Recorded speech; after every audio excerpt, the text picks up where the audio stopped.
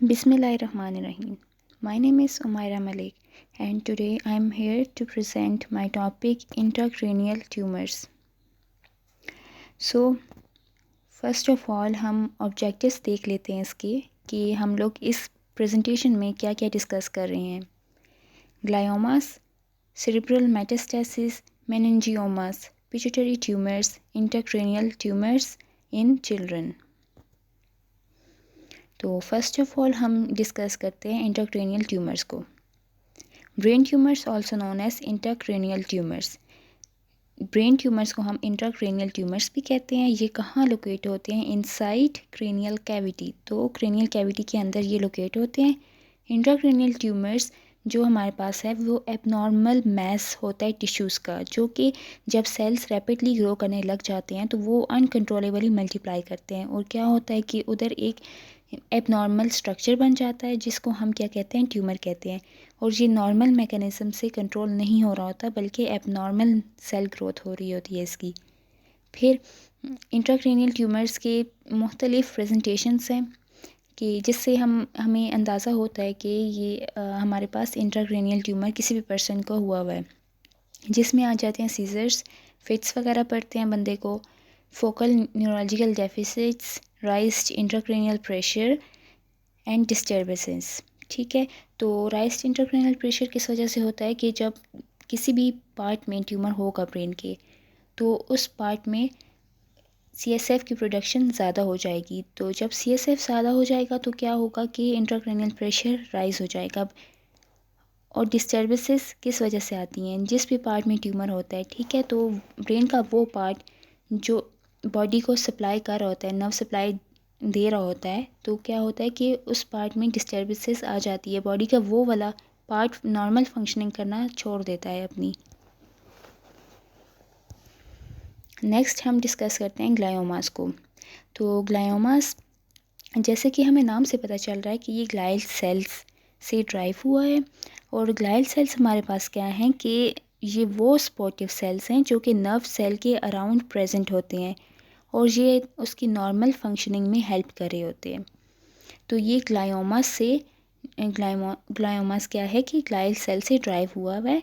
ग्लायोमास are graded into following types. तो हम इसको 4 ग्रेड्स में आगे डिवाइड कर रहे होते हैं. ग्रेड 1 में आ जाते हैं हमारे पास pilocytic astrocytoma, grade 2 diffuse astrocytoma, grade 3 anaplastic astrocytoma and grade 4 is glioblastoma multiforme. तो इन 4 ग्रेड्स को हम एक एक करके आगे डिस्कस करते हैं. ओके, पाइलोसाइटिक एस्ट्रोसाइटोमा. तो ये मोस्ट कॉमन है चिल्ड्रन में एंड यंग एडल्ट्स में. मोस्ट कॉमन साइड इसकी क्या है कि ये सेरेबेलम में होता है. ठीक है, और पीक इंसिडेंस इसकी है एट द एज ऑफ 10. 10 साल की एज में ये ट्यूमर हो रहा होता है मोस्ट कॉमनली. और ये पोस्टीरियर जो फोसा की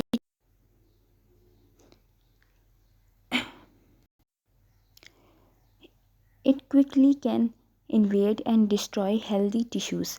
तो ये बहुत जल्दी इन्वेड स्प्रेड हो जाता है और हेल्दी टिश्यूज़ को भी डिस्ट्रॉय कर देता है. फिर मोस्ट कॉमन है ये 5th और 6th डिकेड ऑफ लाइफ में. और क्या है कि ये एडल्ट ग्लाइल ट्यूमर है क्योंकि 5th और 6th डिकेड हमें पता है 50-60 ईयर्स होता है. तो ये बहुत कॉमन क्या है कि एडल्ट में ही होता है ये ट्यूमर. और ये इसकी अपीयरेंस कैसी होती है? हमें शो हो रही होती है रेडियोग्राफ पे बटरफ्लाई ग्लायोमा होता है ये, मतलब इसकी बटरफ्लाई टाइप अपीयरेंस होती है because it tend to cross the mid line. ये जो हमारे पास मिड लाइन है, मिड लाइन कौन सी होती है? सेरेब्रल हेमिस्फीयर जो होते हैं, तो उसको ये क्रॉस करके दूसरे सेरेब्रम में जा रहा होता है. तो इस वजह से इसकी जो है हमारे पास बटरफ्लाई शेप आ जाती है. Treatment is surgery followed by chemo radiotherapy. तो हम क्या करते हैं? सर्जरी करते हैं और फॉलोड बाय कीमो रेडियोथेरेपी. तो कीमो रेडियोथेरेपी के साथ साथ हम सर्जरी भी कर रहे होते हैं. अब ये देखिए फिगर ऊपर वाले में हमें एबनॉर्मल ग्लायोमास बताए हुए हैं और नीचे वाली स्ट्रक्चर में क्या है रेडियोग्राफ में हमारे पास, ये बिल्कुल आपको नज़र भी आ रहा है कि ये थोड़ा बटरफ्लाई शेप स्ट्रक्चर हमारे पास बनी हुई है इस ट्यूमर की. ओके, नेक्स्ट है सेरेब्रल मेटास्टेसिस. तो सबसे पहले हम देखते हैं मेटास्टेसिस क्या है। मेटास्टेसिस किसी भी ट्यूमर का अपनी जगह से कहीं और शिफ्ट हो जाना होता है, मतलब कि किसी और बॉडी पार्ट में ट्यूमर है तो वो ब्लड स्ट्रीम से, लिम्ब से, किसी भी ट्रांसपोर्टर के थ्रू क्या होता है कि दूसरी जगह पे जाके लोकेट हो जाता है, उधर स्प्रेड स्टार्ट कर देता है। तो उस एरिया में भी एबनॉर्मल ग्रोथ हमारे पास स्टार्ट हो जाती है। तो सेरेब्रल मेटास्टेसिस से मतलब ये है कि डिफरेंट बॉडी पार्ट से ब्रेन में आके मेटासाइज हो गया है tumour.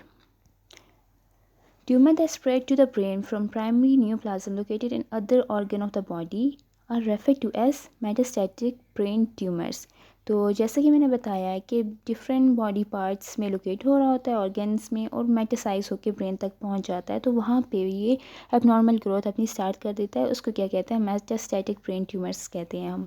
The cell may travel through the blood stream और the lymph system and spread metastasize to the brain where they begin to multiply.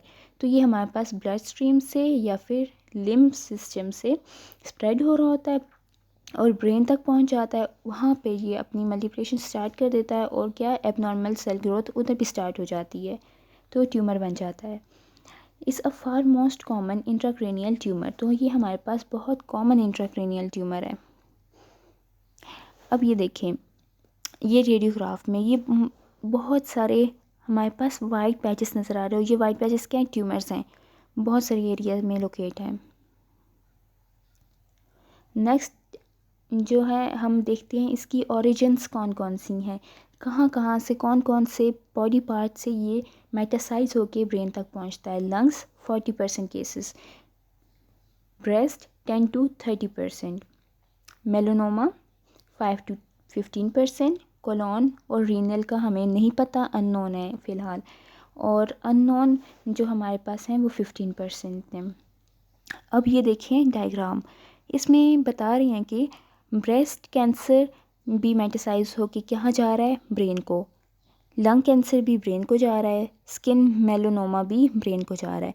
लेकिन बाकी भी जो कैंसर्स हैं वो भी आपस में इंटरलिंक है। जिस तरह से कोलोन रीनल कैंसर है तो वो मेटासाइज होकर लिवर में जा रहा है और लिवर जो है अपना मेटासाइज करके कहाँ पे भेजेगा? ब्रेस्ट को, ब्रेस्ट से फिर ब्रेन को। मतलब हर ऑर्गन आपस में इंटरलिंक है।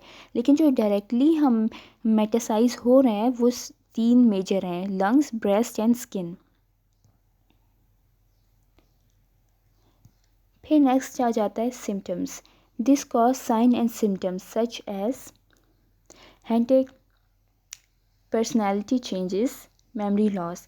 तो हमारे पास क्या है कि हेडेक होता है बहुत ज़्यादा, ज़ाहिर है ट्यूमर होगा तो एक प्रेशर होगा ब्रेन पे, बहुत सारी डिस्टर्बेंसेस होगी, तो हेडेक भी होगा, पर्सनैलिटी चेंजेस भी होगी, मूड स्विंग्स हमारे बहुत चेंज हुए हुए होते हैं, बहुत ज़्यादा बॉडी में डिस्टर्बेंस, हार्मोनल इम्बैलेंस भी होती है और भी बहुत सारे मसले मसाइल हो रहे होते हैं, मेमोरी लॉस होती है, सीजर्स वगैरह।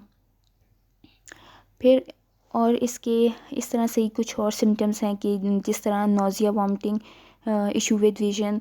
अगर तो उस एरिया में ट्यूमर होगा जो कि हमारे पास विजुअल नर्व सप्लाई दे रहा होगा तो विजन में हमारे पास डिस्टर्बेंस आएगी। अगर बैलेंस में दे रहा होगा तो बैलेंस भी आएगी। स्लीप वेक डिस्टर्बेंसेस हमारे पास आ रही होती हैं। ठीक है, तो ये सारे हमारे पास इसके सिम्टम्स आ जाते हैं। नेक्स्ट हम देखते हैं कि इसको हम ट्रीट किस तरह से करते हैं। Solitary cerebral metastasis surgery, radiation.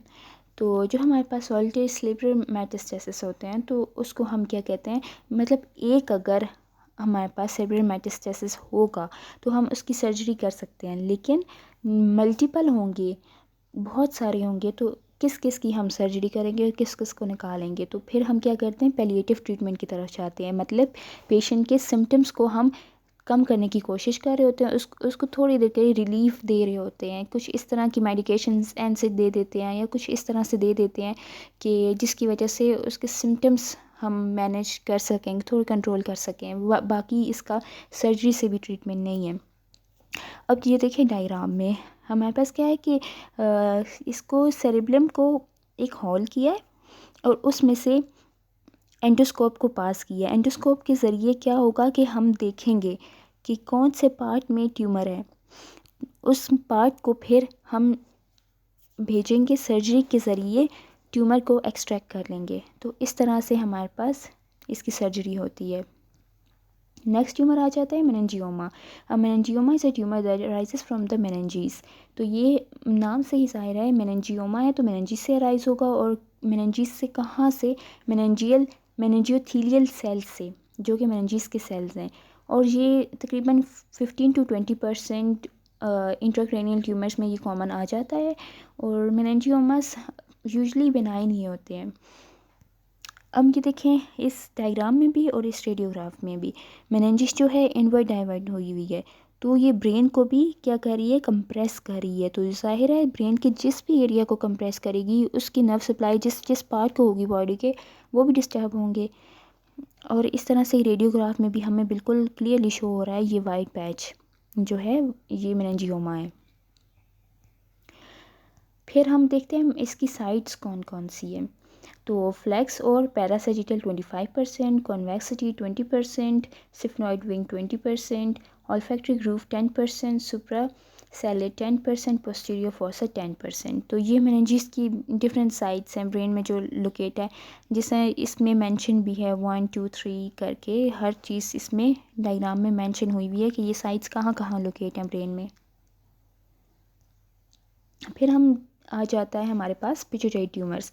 Almost all pituitary tumours are benign non cancer glandular tumours called pituitary adenomas. तो ये क्या है कि बहुत हमारे पास कॉमन भी आ जाते हैं ये पिट्यूटरी ट्यूमर्स, लेकिन ये क्या है? बिनाइन है, नॉन कैंसर है। और हमें पता है कि पिट्यूटरी ग्लैंड हमारे पास ग्लैंडुलर स्ट्रक्चर होता है जो कि हार्मोन्स वगैरह भी स्क्रीट कर रहा होता है। तो इसका जब ट्यूमर होगा तो जाहिर सी बात है हार्मोनल हमारे पास इम्बैलेंसेस हो जाएंगी बॉडी में। This account for 10 to 15% of intracranial tumours. तो ये 10 to 15% होते हैं इंट्राक्रैनियल ट्यूमर्स में। Following are its type. तो इसकी टाइप्स आगे भी डिस्कस हुई हैं, लेकिन इसकी जो मेजर टाइप्स हैं वो है प्रोलैक्टिनोमा 30%, नॉन फंक्शनिंग एडिनोमा 20%। और आगे और भी टाइप्स हैं वो भी मैं आपको बताती हूँ। They might press on near by part of brain and important nerve. तो पिट्यूटरी ट्यूमर जब होगा बेशक वो कैंसरस नहीं है, लेकिन जब वो स्प्रेड होगा तो क्या होगा कि इस जो पिट्यूटरी के आसपास पार्ट्स हैं ब्रेन के, तो उसको क्या करेगा? कंप्रेस कर देगा। जो नर्व्स हैं उनको भी कंप्रेस कर देगा, उनकी फंक्शनिंग ख़राब हो जाएगी। They may invade nearby structures like skull और साइनसिस। तो हमारे पास जो इसके नियर बाई स्ट्रक्चर्स होते हैं पिट्यूटरी ग्लैंड के आसपास जो स्ट्रक्चर्स होते हैं उसको भी ये इन्वेड कर देता है। जिस तरह के क्या स्ट्रक्चर्स आ जाते हैं, स्कल आ जाता है, साइनसिस वगैरह आ जाते हैं। Many pituitary tumours make excess hormones. तो ज़ाहिर है हार्मोन बना रहे होते हैं, तो जिस पार्ट में भी पिट्यूटरी के ट्यूमर होगा तो उस पार्ट का जो हार्मोन होगा उसकी एक्सेस प्रोडक्शन स्टार्ट हो जाएगी, जो कि बॉडी में बहुत इम्बैलेंसेस जो है कॉज कर रही होती है। अब ये देखें इसमें बिल्कुल हमें क्लियरली नज़र आ रहा है, ये जो रेडियोग्राफ में एरो दिया हुआ है वाइट सा, ये पिट्यूटरी ग्लैंड छोटा सा है और इसमें ट्यूमर हमें नज़र आ रहा है। तो टाइप्स ऑफ पिट्यूटरी ट्यूमर्स कौन कौन सी हैं? Prolactinoma 30%, non functioning adenoma 20%, growth hormone secretion adenoma 15%, and adenocorticotrophic hormone secretion adenoma 10%। अब हम देखते हैं कि इसके क्लिनिकल फीचर्स क्या आ जाते हैं। तो मैस इफेक्ट किस वजह से होता है? नॉन फंक्शनिंग एडिनोमा की वजह से। अब जैसे मैंने पीछे बताया था कि ये कितने परसेंट है? नॉन फंक्शनिंग एडिनोमा है 20%, ठीक है। तो प्रोलैक्टिनोमा हमारे पास उस स्ट्रक्चर का ट्यूमर होता है पिट्यूटरी के जो कि प्रोलैक्टिन सिक्रीट कर रहा होता है। तो हम फिर उस हिसाब से नाम दे रहे होते हैं, इसके हार्मोनल रेफरेंस से इसको नाम दे रहे होते हैं, ठीक है। तो जब प्रोलैक्टिनोमा होगा तो प्रोलैक्टिन की प्रोडक्शन ज़्यादा हो जाएगी। नॉन फंक्शनिंग एडिनोमा वो ट्यूमर होता है पिट्यूटरी का, और उस पिट्यूटरी का वो पार्ट होता है जो कि हार्मोन सिक्रीट नहीं कर रहा होता। अगर उस पार्ट में हमारे पास ट्यूमर हो जाए तो वो नॉन फंक्शनिंग एडिनोमा हम उसे कहते हैं, और ये 20% कॉमन है। ग्रोथ हार्मोन सिक्रीशन एडिनोमा, वो पार्ट जो कि ग्रोथ हार्मोन सिक्रीट कर रहा है, अगर उसमें ट्यूमर हो जाए तो उसे हम क्या कहते हैं, ग्रोथ हार्मोन सिक्रीशन एडिनोमा। इसी तरह से ACTH सिक्रीशन वाले पार्ट में अगर ट्यूमर हो जाए तो उसे क्या कहते हैं, ACTH सिक्रीशन एडिनोमा। फिर मैस इफेक्ट क्या है कि bitemporal hemianopia due to pressure on optic chiasm, तो ये नॉन फंक्शनिंग एडिनोमा की वजह से हो रहा होता है मैस इफेक्ट। इसमें बाइटेम्पोरल हेमिनोपिया किस वजह से होता है, ऑप्टिक एसम पर जब प्रेशर पड़ता है तो ये हमारे पास डिज़ीज़ होती है जिसके हम कहते हैं बाइटेम्पोरल हेमिनोपिया। इसमें क्या होता है ना कि पेरिफेरल, जो आई की पेरिफेरल विजन होती है वो लॉस हो जाती है, सेंट्रल तो बिल्कुल ठीक होती है लेकिन पेरिफेरल लॉस हो जाती है। इस डिसीज़ को बाइटेम्पोरल हेमिनोपिया कहा जाता है। फिर दूसरा अफेक्ट है कि dysfunctioning of cranial nerve 3, 4 and 6, तो ये क्रेनियल नर्व 3, 4 और 6 की डिसफंक्शनिंग कर देती है। इसी तरह से एंडोक्राइन डिस्टर्बेंसेस क्या होगी, जब एंडोक्राइन पार्ट में ट्यूमर्स होंगे तो ये डिस्टर्बेंसेस होगी प्रोलैक्टिन की वजह से। जब प्रोलैक्टिन की सिक्रीशन ज़्यादा हो जाएगी तो हमारे पास गलैक्टोरिया, एमेनोरिया, इम्पोटेंसी वगैरह कॉमन है। फिर ग्रोथ हार्मोन एडिनोमा जब होगा, एक्रोमेगैली, गाइगेंटिज्म वगैरह हमारे पास कॉमन है। एक्रोमेगैली एडल्ट्स में होती है, बोन डेंसिटी बहुत ज़्यादा हो जाती है, और गाइगेंटिज्म हमारे पास चिल्ड्रंस में होती है जिसमें उनकी हाइट बहुत ज़्यादा, हाइट भी और बॉडी स्ट्रक्चर भी उनका बहुत ज़्यादा बड़ा हो जाता है। ACTH में अगर होगा तो क्या है कि कुशन डिजीज़ वगैरह हो जाएगी। कुशिंग डिजीज़ में उसके साइंस ये होते हैं कि राउंड फेस होता है, बहुत स्वेलिंग हुई हुई होती है एब्डोमेन पे भी, फेस पे भी, पफी आइज़ होती हैं, तो इस तरह की कंडीशन हो जाती है। बाकी जो है इस डायग्राम में जिस तरह के और भी सिम्टम्स बताए हुए हैं, इसकी फेशियल चेंजेस आ जाती है, joint pain, fatigue, depression, growth failure in children, irregular periods, blood pressure, excess urination, large hand and feet, किस वजह से, एक्रोमेगैली, गाइगेंटिज्म की वजह से। स्लीप डिस्टर्बेंसेस आ जाती है, लॉस ऑफ लिबिडो, ठीक है। लॉस ऑफ लिबिडो किस लिए आता है, क्योंकि प्रोलैक्टिन और FSH का आपस में इन्वर्स रिलेशन है। जब प्रोलैक्टिन बहुत ज़्यादा हो जाता है तो FSH कम हो जाता है। FSH और LH जो है ये सारे हार्मोन्स आपस में इंटरलिंक हैं, और ये फीमेल और मेल सेक्स हार्मोन्स भी होते हैं। तो जब ये इनकी डिस्टर्बेंसेस आ जाएगी तो जाहिर सी बात है हमारे पास लॉस ऑफ लिबिडो होगा। निपल सिक्रीशन, ग्लैक्टोमेस्टिया जो कि मेल्स में कॉमन है, और इस तरह से। और फिर क्या है, वेट गेन और लॉस, विजुअल इम्पेयरमेंट, ये सारे इसके साइन एंड सिम्टम्स हैं। फिर नेक्स्ट है ट्रीटमेंट, हम देखते हैं इसका कि इसका ट्रीटमेंट, मेडिकल ट्रीटमेंट क्या है। प्रोलैक्टिनोमा होगा तो हम कौन कौन से ड्रग्स देंगे कि हार्मोनल इम्बैलेंस को हम जो है कर सकें, कम कर सकें। ब्रोमोक्रिप्टीन, कैबरगोलिन, ये 2 ड्रग्स हैं जो कि प्रोलैक्टिनोमा में देंगे हम। ग्रोथ हार्मोन एडिनोमा में हम देंगे ऑक्ट्रोटाइड डोपामाइन एगोनिस्ट। इस तरह से हम सर्जिकल ट्रीटमेंट इसका क्या करते हैं, ट्रांससिफेनॉइड सर्जरी हम करते हैं। ट्रांससिफेनॉइड सर्जरी पहले मैं बता देती हूँ कि होता क्या है। जिस तरह कि इस डायग्राम में शो भी हुआ है, हम नॉस्ट्रिल से जाते हैं, ठीक है, और ट्रांससिफेनॉइड सर्जरी के ज़रिए हम क्या कि सिफेनॉइड बोन से होते हुए पिट्यूटरी तक पहुँचते हैं और उस ट्यूमर को वहाँ से एक्सट्रैक्ट कर लेते हैं। इसकी कॉम्प्लिकेशंस क्या आ सकती हैं सर्जरी की, ट्रांससिफेनॉइड सर्जरी की, CSF लीकेज हो सकता है, विजुअल डिटेरियोरेशन हो सकती है, major vessel injury, pan hypopituitarism, मतलब कि पैन हाइपोपिट्यूटरिज्म का मतलब ये होता है कि जो पिट्यूटरी ग्लैंड है उसके हार्मोन सिक्रीशंस बहुत ज़्यादा कम हो जाती हैं। लास्ट ट्यूमर हमारे पास है intracranial tumour in children. The most common place they are found in children is the cerebellum, तो ये बहुत कॉमनली हमारे पास सेरिबेलम में प्रेजेंट होता है चिल्ड्रंस में। The tumour often block the flow of CSF, cerebral spinal fluid, which parts the brain and spinal cord, तो इससे क्या होता है कि CSF के फ्लो को ब्लॉक कर देता है जिसकी वजह से हमारे पास इंट्राक्रेनियल प्रेशर ज़्यादा हो जाता है। CSF ब्रेन में एक्यूमुलेट ज़्यादा हो जाता है, ठीक है। फिर है in neonates tumours are mostly supratentorial and of neuroectodermal origin. Neuroectodermal origin actually हमारे पास प्रेगनेंसी में जब बेबीज़ फॉर्म हो रहे होते हैं, ठीक है, तो एक्टोडर्म वो लेयर होती है जिससे बेबीज़ के डिफरेंट पार्ट्स नर्व्स वगैरह फॉर्म हो रही होती है, तो उस में वेरिएशन आ जाती है, नॉर्मल ग्रोथ स्टार्ट हो जाती है, तो ये इंट्राक्रैनियल ट्यूमर्स हो जाते हैं चिल्ड्रंस में। In older children tumour are mostly intratentorial, तो ओल्डर चिल्ड्रन में ट्यूमर ज़्यादातर इंट्राटेंटोरियल होते हैं। फिर हम देखते हैं कि न्यूनेट्स ट्यूमर कौन से हैं। टेराटोमा है, प्रीमेटिव न्यूरोएक्टोडर्मल ट्यूमर है, high grade astrocytoma, coracoid plexus papilloma. ये जो चार हैं ये न्यूनेट्स ट्यूमर हैं। फिर ओल्डर चिल्ड्रन में कौन से ट्यूमर्स प्रेजेंट होते हैं? मेड्यूलोब्लास्टोमा, एपेंडाइमोमा, पाइलोसाइटिक एस्ट्रोमा, ये 3 ट्यूमर्स हैं। फिर हमारे पास आ जाता है इसकी कॉजेज़ क्या हैं। In most cases the exact cause of paediatric brain tumour is not known.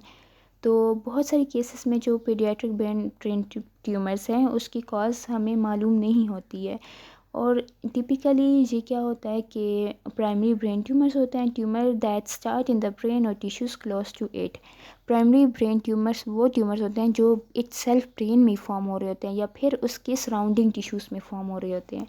Primary brain tumours begin when normal cell have error mutation in their DNA. तो जब नॉर्मल सेल्स में डीएनए की म्यूटेशन हो जाती है, ठीक है, डीएनए के सीक्वेंस में डिस्टर्बेंसेस आ जाती हैं, तो उस वजह से एबनॉर्मल उसकी ग्रोथ स्टार्ट हो जाती है और ट्यूमर कॉज हो जाता है। फिर आगे हम देखते हैं इसका सिम्टम्स क्या है। सिम्टम्स में आ जाता है headache which become more frequent and more severe. तो टाइम के साथ साथ हेडेक भी ज़्यादा होता जाता है। जिस तरह से ट्यूमर हमारे पास साइज़ में इंक्रीज़ हो जाता है, इस तरह से हेडेक ज़्यादा होता जाता है। Feeling of increase pressure in the head. Increase pressure किस वजह से होगा? एक तो ट्यूमर इटसेल्फ की वजह से और दूसरा इंक्रीज सीएसएफ की वजह से। अनएक्सप्लेन नोजिया और वॉमिटिंग, ठीक है। Abrupt onset of vision problem such as double vision. तो हम विजुअल प्रॉब्लम भी आ रही होती है हमें, ठीक है, वो उस तरह से डबल विजन शो हो रही होती है। सीजर्स मोस्ट कॉमन है। Trouble swelling, loss of appetite in babies, difficulty feeling, difficulty with balance.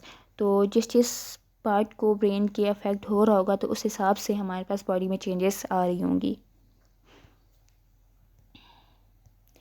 Next है ट्रीटमेंट। इसका ट्रीटमेंट में सर्जरी आ जाता है, ट्रेडिशनल रेडिएशन थेरेपी, जो कि हम आम भी रेडिएशन थेरेपी कर रहे होते हैं, रेडिएशंस दे के और उसको ट्यूमर को ख़त्म कर रहे होते हैं। इस तरह से प्रोटॉन बीम थेरेपी है जो कि मॉडर्न टेक्निक है। रेडियो सर्जरी, कीमोथेरेपी और टारगेटेड ड्रग थेरेपी वगैरह आ जाते हैं। टारगेटेड ड्रग थेरेपी इसे कहते हैं ना कि हम ट्यूमर वाली जगह पे इस तरह के ड्रग्स जाके इंजेक्ट कर देते हैं, छोड़ देते हैं, जो क्या करते हैं कि उसकी ब्लड सप्लाई को ख़त्म कर देते हैं और ट्यूमर को मज़ीद आगे मल्टीप्लाई होने से उसके सेल्स को स्टॉप कर देते हैं। इस इमेज में हमारे पास बताया हुआ है, एक लेफ़्ट इमेज है और एक राइट है। लेफ़्ट में ट्रेडिशनल रेडिएशन थेरेपी का बताया हुआ है और राइट में प्रोटॉन बीम थेरेपी का बताया हुआ है। तो ट्रेडिशनल रेडिएशन थेरेपी में हमें नज़र आ रहा है कि वो रेडिएशंस आगे भी पूरे बॉडी को अफेक्ट कर रही होती है, टारगेटेड एरिया के अलावा बाकी भी पूरे एरिया को एक्सपोज कर रही होती हैं। लेकिन प्रोटॉन बीम थेरेपी में क्या होता है कि सिर्फ टारगेटेड एरिया ही एक्सपोज होता है, बाकी जो है हमारे पास अननेसेसरी रेडिएशन एक्सपोजर से हम बच जाते हैं। तो it was all about my presentation. I hope you have understand. Thank you for your attention.